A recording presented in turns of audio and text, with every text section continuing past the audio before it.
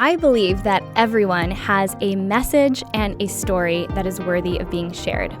If you have ever had the small thought that maybe your message is meant to be shared in the form of a book, then today's episode is definitely for you. My guest is Dr. Laura Bush, who is the founder and CEO of Peacock Proud Press, a nonfiction book writing and publishing business.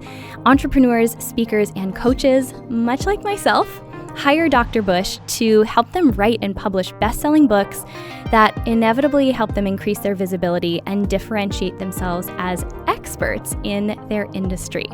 If you love today's episode and you know that your message is meant to be shared, I want to make sure that you saw our announcement that we are hosting a speaker contest. That's right, we are going to choose 2 women to share their story on stage at Powerhouse Women 2019, and you can learn all about the My Powerhouse Moment speaker contest by going to our Instagram or our Facebook community. So without further ado, let's dive in.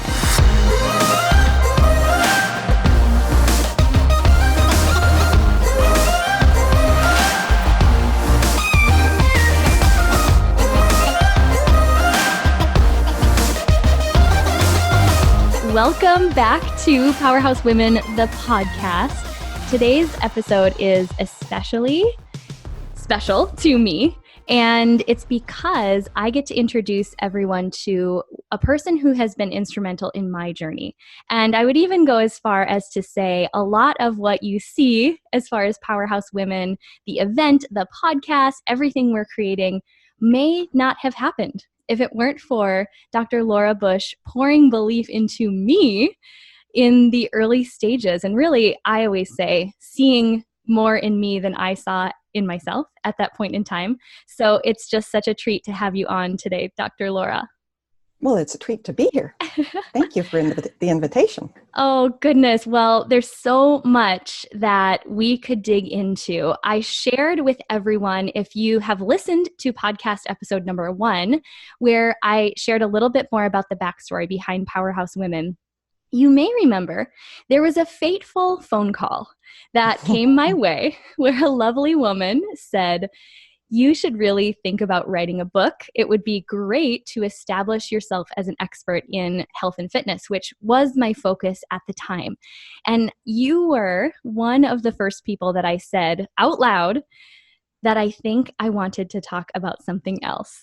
And that, whatever came out of my mouth, I don't remember. It must have sounded halfway decent because you said, "Oh, people need to hear this. And if you don't write that book, who will?" So I'm always excited when I get to publicly acknowledge the role that you've played in that journey. And I'm excited to share more of your story as not just an accomplished editor and publisher, but also your individual story as an entrepreneur, because I love that you are in the same demographic as the women who are in our community. You work with entrepreneurs and you are one yourself. So do you want to just start by talking about the journey that has led you to where you are today, the founder of Peacock Proud Press, publisher, editor, ghostwriter, fabulous human being all around? Do you want to share, just start wherever you'd like to, and what has this journey looked like for you? Well, I'd love to share it, and I'll try to keep it short because I could go on and on as an English major.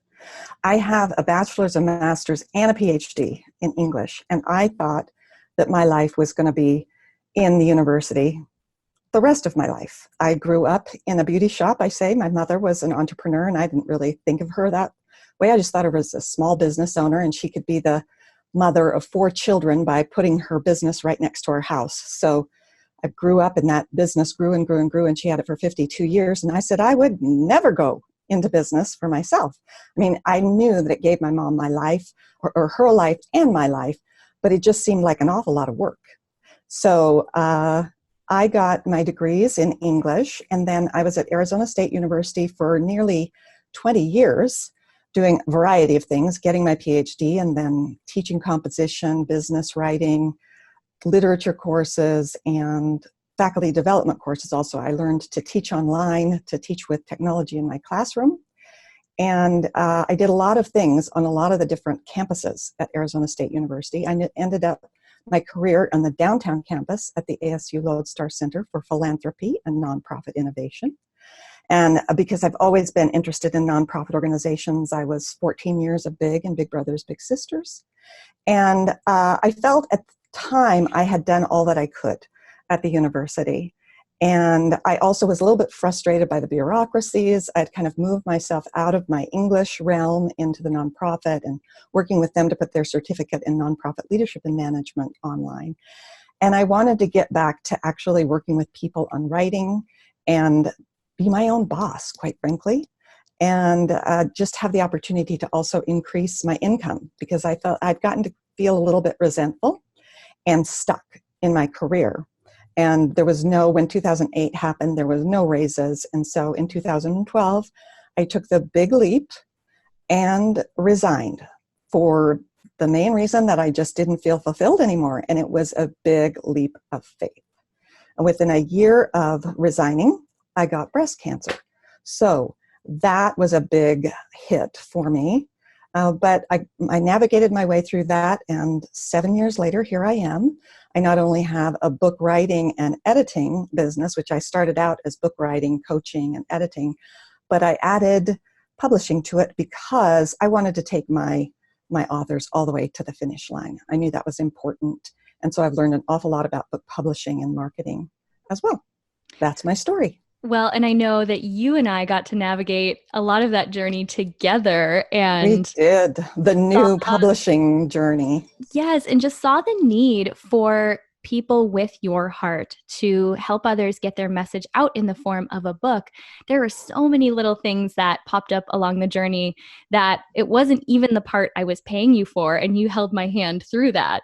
And so I think both of us came out the other side realizing, this is definitely something you should add to your portfolio, because it's those critical parts of the writing process where I would say so many authors would tend to get tripped up. And we're going to talk a little bit more about that in a moment. But, you are intimately connected with what is in the book, Powerhouse Woman. You read it possibly more times than I did. Maybe. So you know that the whole reason I was inspired to write it is I think that the way to make the biggest impact with other women who are on the same journey as we are is to share a little bit more of the behind the scenes, the challenges that we all face. So what is something as an entrepreneur you're being challenged by right now in your business? I think the biggest challenge is learning how to scale my business. So I started out thinking I'm going to be a solopreneur. And then within a couple of years, I was like, I need an assistant. I definitely need an assistant. Now, 7 years in, I have 3 virtual assistants, one who I consider my business operations manager, another my client relations manager, and another just a personal executive assistant. And so it's really grown, and it took a lot of breakdowns actually to happen to force me. I knew I needed something more. I knew I was trying to do too much on my own, but I was resisting it. And I think that's true for maybe a lot of women, especially those of us who are starting our businesses. I work from my home. I love that. I can be with my dogs. I can set my own schedule. I can also go to Jackson Hole, Wyoming in the summer when it's really hot here, Mesa, Arizona, and work from there. So I had to start having a vision of how could I put a whole team together and still work in the ways that I wanted to and still deliver high quality service. So scaling my business, I'm still learning and putting in processes and systems to automate and make it efficient, and even be able to sell my business at some point, which I didn't ever think about initially, but really get a lot more sophisticated about business. And it's not even, it's creating this handbook that documents all the processes so that if somebody leaves and doesn't stay with me, I'm not left not knowing how to do things, and that it's all documented. And so I'm really excited about that. But that's something I'm learning and in the midst of right now. Oh, and I personally can relate to that. I know a lot of our listeners can as well. And I love seeing just that other side of your business and your life, because you're in our shoes. Mhm. Now, you happen to have such a gift for helping entrepreneurs specifically get their message out in the form of a book. And something you are familiar with that we share within the Powerhouse Women community is I do believe everyone has a message worth sharing. Yep. So, talk to me about what would you say as you're working with aspiring authors or those who get that nudge to put Mhm. their message out in the form of a book? What is one of the biggest blocks that people encounter with that process, getting their message out specifically in the form of the written word, in this case, a book? What would you say those roadblocks are? Well, uh, it's fear, and I know you've talked in this podcast about fear, but there are a couple of different types of fear also that I think especially block people who are going to write a book. One, they are afraid they don't know how to write a book, or that it won't be good enough. So they don't know how, and then am I really an expert? Do I really have something new and important to say? And then the fear that maybe they're not as aware of all the time, or maybe they are, is being criticized for their thoughts. So, like, if I actually publish this book, I will suddenly be open to scrutiny, to possible criticism, to analysis of my expertise. And so, I mean, those are legitimate fears, but the payoff can really be big and much bigger than you might imagine. If you do the book well, if you do it right, it can really make all of that block worthwhile, and all of those fears and having to overcome those fears worthwhile. As you are talking, those who are watching the YouTube version of this, I'm like raising my hand for all of the above. And I think that was the part that surprised me the most. Was one of my biggest fears wasn't would I publish the book and what if it flopped? What if no one bought it? I would have been fine with that. I was more Mm-hmm. afraid of what if people do read it Mm-hmm. and there's criticism or they think something of me. And it was an opportunity, a real opportunity to face some of those fears, which, if I was being honest, were getting in my way in other things that I wanted to do. This just was a very visceral way to charge forward and move toward a goal that I had in the face of those fears. And what I found was that having the accountability of, in this case, you, and then we had a community of writers that were all holding each other accountable. That was what kept me going. And I know I got to share a lot about that in the article I wrote for your blog, which then you expanded upon. Mm-hmm. And everyone can actually download a free copy of your book that you just recently published called If I Only Knew: First Time Bestselling Authors Reveal Insider Secrets to Writing a Book. And again, if you're watching on YouTube, you can see a copy of the beautiful cover right there. I know it's in the book because I submitted a piece and then I've read through it myself, but share with our listeners, what were some of the more surprising revelations that the authors you've worked with shared? Well, I think one thing, I'm going to first begin, though, with something that I recently shared with another author, because he keeps fixing things. And he said to me, I don't know if I can ever get this book finished. I feel like I have to keep redoing something. And I said, I am going to quote one of my authors, Lindsay Schwartz. And one of her pieces of advice, I literally took it from your book: your book may never feel finished. And that's true for perfectionists. And quite frankly, sometimes it gets in the way for me, because I'm really committed to people writing high quality books that don't look like you did it yourself, because I don't think really great books are written by yourself. So I too tend to be a perfectionist, and I say to writers, writing is rewriting. And that's the tough part of writing. Writing once and writing a draft or content dumping is relatively easy. It's in that refining of your ideas and doing critical and creative thinking that the hard work comes. So, but at some point you have to say, finished, I'm Yes. finished. I will die of analysis paralysis. There are also things that people mention to me, like try writing by hand rather than by a computer. There are all sorts of ways that people stop themselves by sitting and looking at a computer screen. So sometimes you need to do things longhand. Other people use techniques like just talking out their book. I'm working on one woman's book who she literally talked the whole book. Now that works for her. It doesn't work for me. I have spent many years typing, from my brain to the keyboard. And when I try to talk it out, now if I'm talking to somebody and that gets transcribed, that works for me. But if I'm just talking to the air, it doesn't work for me, but it did for her. She wrote her whole book that way. So different strategies. Another reason that we wrote this book, essentially I asked you, Lindsay, will you write a blog and tell me what you wish you would have known before writing a book?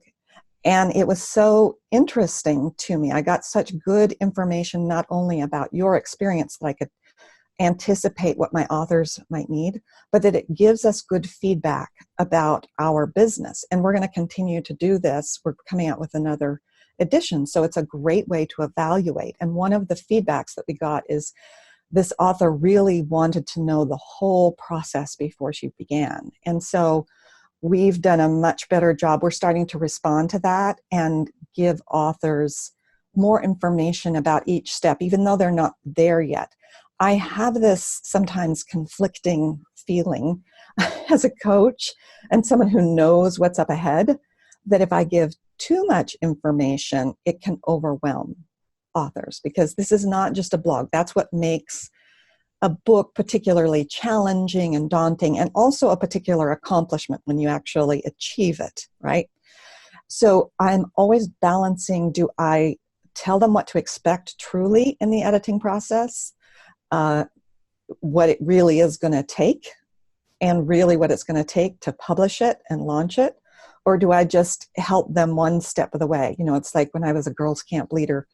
Do I tell them really what it's going to feel like when we get to the shale part of going up to Table Rock Mountain? Or do we just kind of, let it unfold and keep, pacing them along? But I learned that they needed an overview, a much better overview, and I've got a much better way of doing that. So there were many surprising things. I think one of the biggest surprises, the unexpected benefits, which is not the question you asked, but that's been amazing. Well, that was my next question after the next, if that makes sense. Mm-hmm. So we're just going Mm-hmm. to skip there, because that is something I actually really want to touch on. I talk about it all the time just from my own experience, but you have the vantage point of seeing several different people and different professionals in different industries. And that was the piece for me that I kept holding on to, the hope that there was just something amazing waiting on the other side for me if I was willing to step into the fear, but with Yeah. no guarantee that there was. So Mm-hmm. talk about what a book can do for someone who is, in my case, and I think in a lot of our listeners, they would be in a similar position, using a book to establish a platform for themselves or make a name for themselves. So we just talk a little bit about what a physical book can do to establish you as an expert in your field.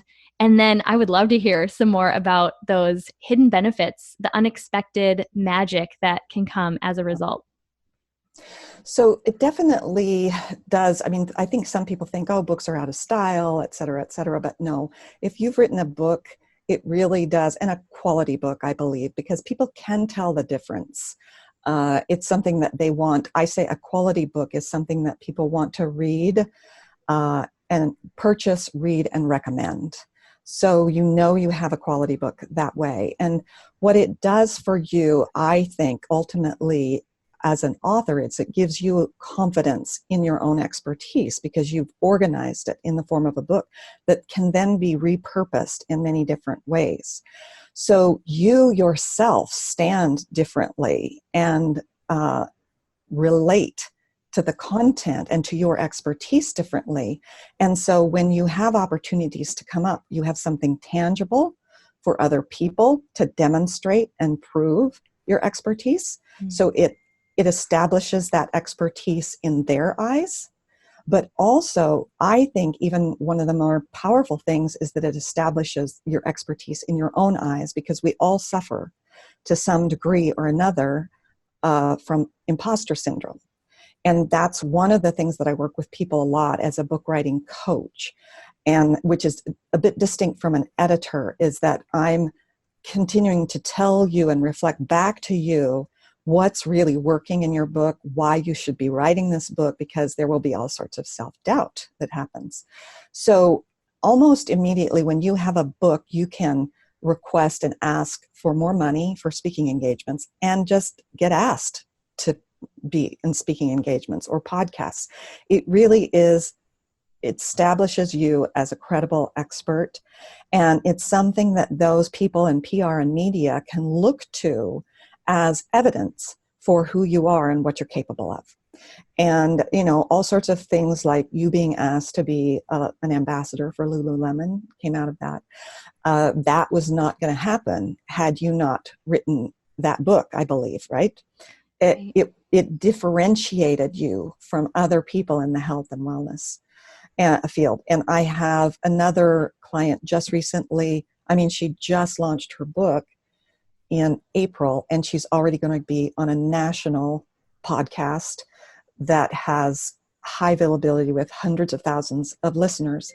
And that was not going to happen had she not written a book.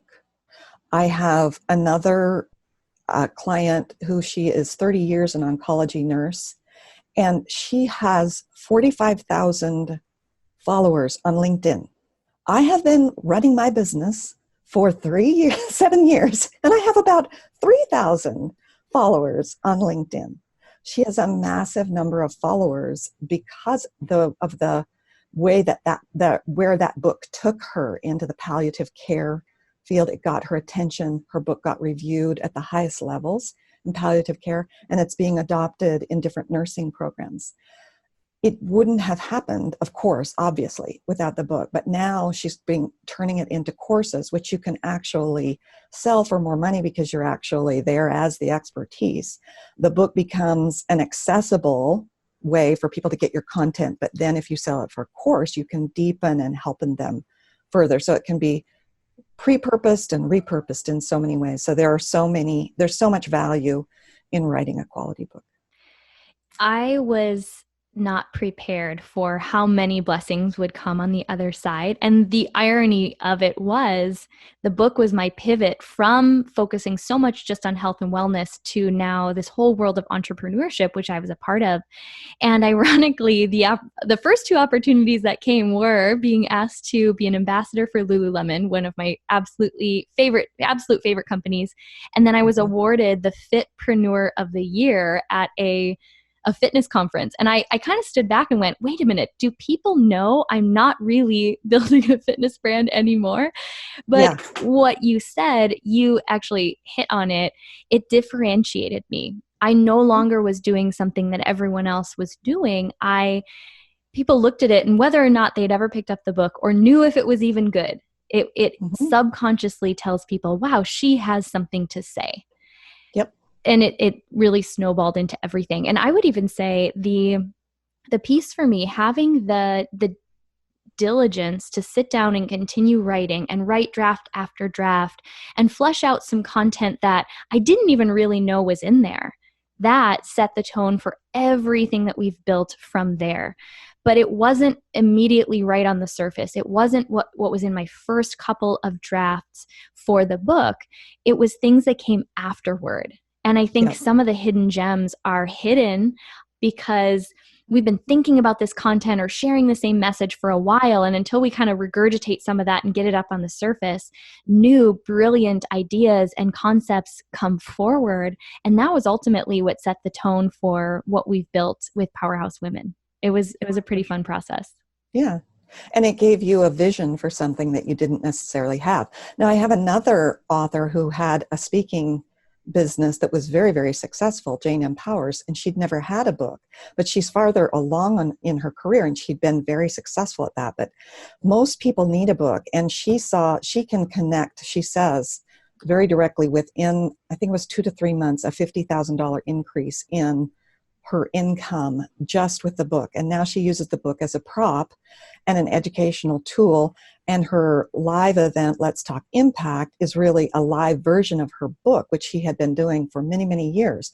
But it really took her something to get through that book. She shares in her If I Only Knew, is not to keep starting and stopping, because she kept repeating herself, and she'd be taken away, and she wouldn't let me tie her down because she was always speaking.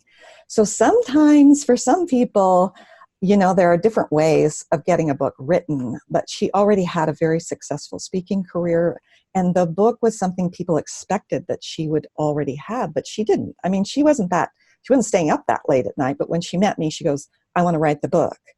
It's time. Yeah. And she had a real struggle getting that book done because she kept starting and stopping. And I don't know, many of your listeners probably have started a book before, and then it got daunting, or they started to say, oh, I don't really want to write a book, and I don't know how to get it published, even if I finish it. There are all these self-doubts. Yes. So it sits under the bed or on the hard drive and is just out there like a good idea.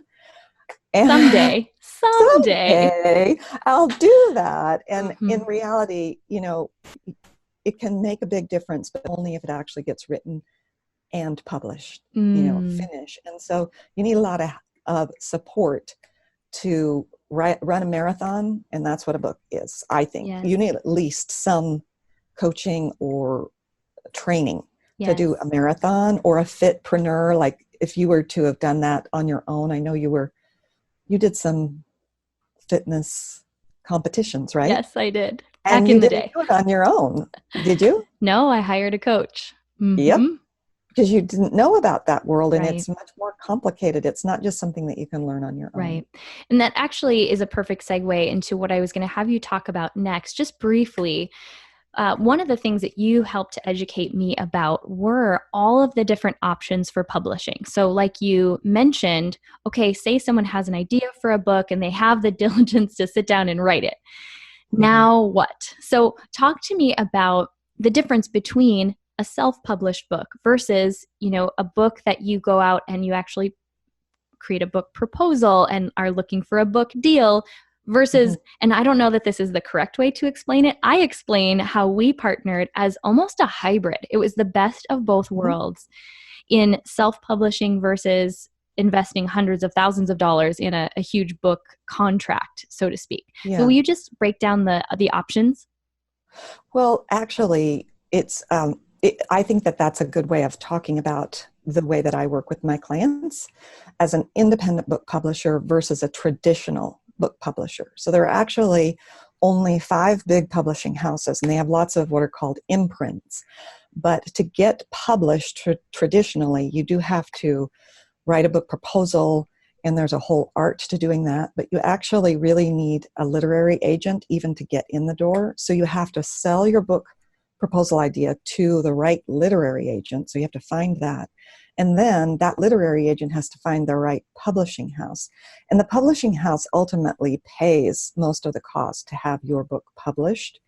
So, and that's traditional book publishing. But what you give up are many of your intellectual property rights and your ability to have a lot of say over how the book looks and where it will be sold and all of that. And so I actually don't recommend that anymore for people who are writing business books or even some memoirs. And memoir is a very popular genre.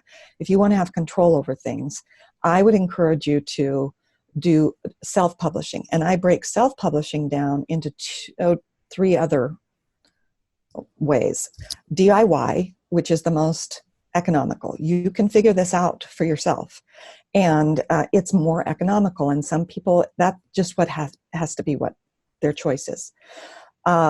Or you can go to what I would call a vanity book publishing press, and their prices may be less expensive than my prices might be. They're going to help you also, but it's not going to be as customized or as individualized, and you may get taken advantage of in one way or another. I'm very cautious, and it's difficult to know who you are, so you have to do your due diligence. And then there are what I call indie publishing houses like mine, hybrids, and some of us take royalties.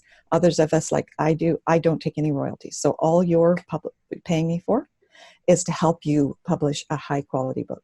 So people need to do their due diligence about the type of publishing. And one way you can do that is look on their websites about pricing and different packages. Actually talk to the people and then ask them to talk to one of their clients or two or three and see what their experience was. And that can make a big difference in you making the choice about the independent book publishing company that you work with. And that's what I would recommend for someone who's really serious about having it be part of their business. You need to look professional. If you just have a message in a book you want to get out there, you can do a pretty good job DIYing it. There are the tools out there to do it, but you're going to have to learn a lot. Right. Is that an answer to your question? It can get a little bit complicated, right? No, I think that broke it down perfectly, because I think that was the sticking point for me, thinking about, okay, if I even did want to do this, what are my options? What's the right avenue? I tend to be a path of least resistance type of girl. As much as I love to learn all about all of the things, I also know well enough that, I'm just not going to invest the time. It's probably going to be a cleverly disguised excuse to just never finish this darn book. Well, that's a good way of thinking it. And on top of that, you're going to make a lot of mistakes. Sure. It's a much more complex process than anybody actually really knows, not only in the writing, but then the editing process. You got to find the right editors, and that's a whole world. And then publishing, launching, and marketing, and working to get bestseller status on Amazon and really help you get visibility. There are a lot of moving pieces, a lot of places to go wrong. So it may look like you're saving money sometimes to DIY something, but you may be actually losing money and time and effort by doing it on your own. Right. And I think that's so true about so many things in business. It is. Okay. So I want to start to wrap this up with this question. And I'm going to preface it by saying, I think it's important for people to know I was not the person who thought I had a book in me. I never considered it. It was never part of any wish or goal list, bucket list for my life at all. It was the furthest thing from it. I think I remember talking to you and thinking in the back of my mind, does this woman know that I've had a blog for 3 years and have published 1 article per year? Yet when someone else saw the potential in me, saw that I had something to contribute, and there was just this little light inside that sparked. And I chose, for maybe the first time in my adult life, to say yes to something that pushed me way out of my comfort zone, learned so much about myself in the process. I think it's important for people to know that I did not wake up thinking that I was an author. However, I meet quite a few people who think, well, I've got a story. I have something to share. So for those people who are starting to wake up, or maybe this podcast interview is having them wake up to a message, they start to think, gee, could I share that in the form of a book?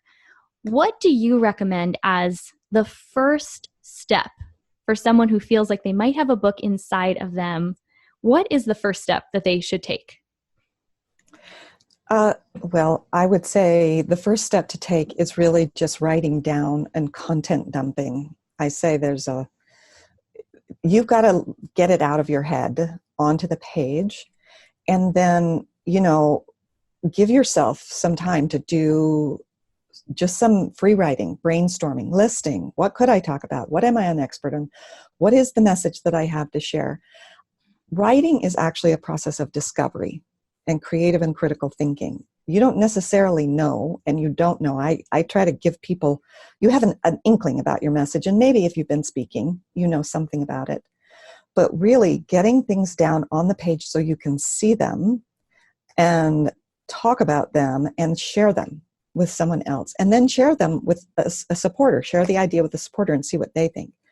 I think there are many people who maybe only have an inkling of it. And I never want to talk anybody into writing a book. If you don't want to write a book, do not write a book.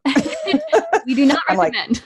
I do not recommend it. No, I mean, I've never actually wanted to run a marathon. I love playing tennis and I like ball sports, but running a marathon, no interest.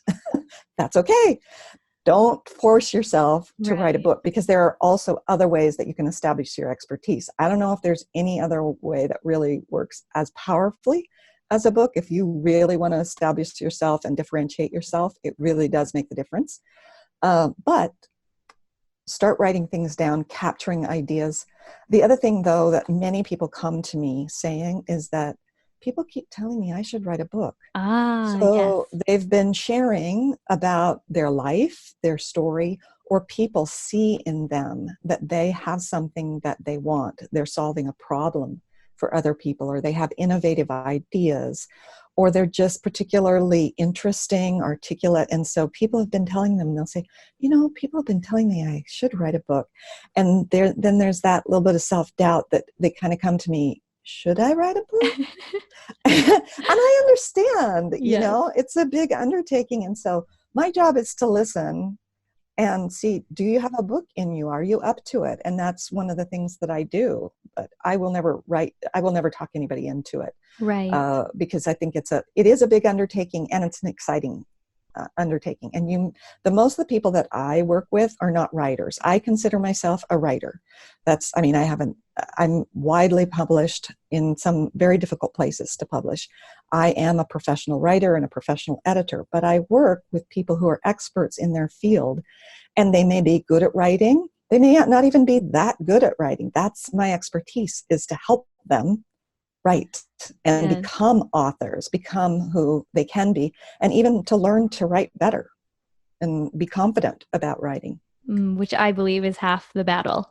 Mm-hmm. So, for those who want to learn more, who want to book a consultation with you, who want to learn about your programs, where are the best places for them to contact you and find you? I would say from my website, there's a contact page. So if you go to my press, it's called Peacock Proud Press, and my URL is just Peacock Proud, like you'll be Peacock Proud of your book, PeacockProud.com. Or you can just email me at laura@laurabushphd.com. Okay, perfect. And before we turned on the microphone, you mentioned something else you're working on. And as you well know about me, I am not the girl to tell your big, crazy dreams unless you're going to take action on them. So I'm going to make you say it. I'm going to make you announce it, All at least that right. it's coming, because you are working on some things where I think you'll be able to meet people where they are at if they're earlier on in the process, maybe not quite ready to hire you in a full capacity. What do you have up your sleeve? Yeah, that's good. And I appreciate that little tease. So, as Lindsay knows, she didn't attend my Write Your Book in a Barn retreat. I do it once a year now at the end of February. And I found that people love to go to that in-person retreat here in Arizona at the historic COD Ranch. And it got its name because I grew up in Jackson Hole, Wyoming. And I started it out in a barn, literally, a book writing retreat in a barn. It didn't have that name, but I knew that it would be magical and important to get people out of their lives and take them away from things that were pulling them away from being able to put their words and their thoughts on paper. So that has been going on for, 3 or 4 years now, and has been quite successful. But after that, I don't have a really great group program for people to go into, and it's a cohort program after, but they need to have been to the retreat. So I've come up with something that will give people an opportunity to learn about that whole process I was talking about, an overview of the writing, the editing, the publishing and marketing process. And they'll also be doing a bit of writing. I'll give them optional writing assignments along the way. It'll be about 6 to 8 weeks. And the course is going to be called, drum roll please. If I had sound effects, I would insert them right now. Shoot. Okay, we'll work on that for next time. It's called Quickie in a Barn. I love that so Book much. Writing Simplified. Yes. Oh. So I've been working at that. I've actually been at work a little bit over a year, and I'm getting the courage to launch it because I too have gone like, oh, I'm doing so many things. How can I get this course? out, and I actually have an instructional design background, and so I'm kind of anal about certain things. I want it to be just right and just the right time, but I'm getting really close to launching that Quickie in a Barn program, and I can't wait to give people the opportunity to, stick a toe in. It'll be Yes. an accessible way to do that. Well, I cannot wait. I cannot wait for that to be revealed. And I'll probably get to tell you the same thing you told me during the writing process, that done is better than perfect. And Yes, I good. look forward to it. But I think we'll wrap this up just by the main thing I want people to know: whether or not you ever think you have a book inside of you, you do have a message and you do have a story that the world needs to hear. We all deal with that imposter syndrome, thinking, who in the world is going to listen to me? But trust me, from a girl who thought she had no story and no impact to make, and turned her own fear and insecurity into a business just by talking about how not together I have it, you absolutely have something to offer the world. And no one is going to be helped until you start sharing that story. So thanks for being here today, and thanks for joining us.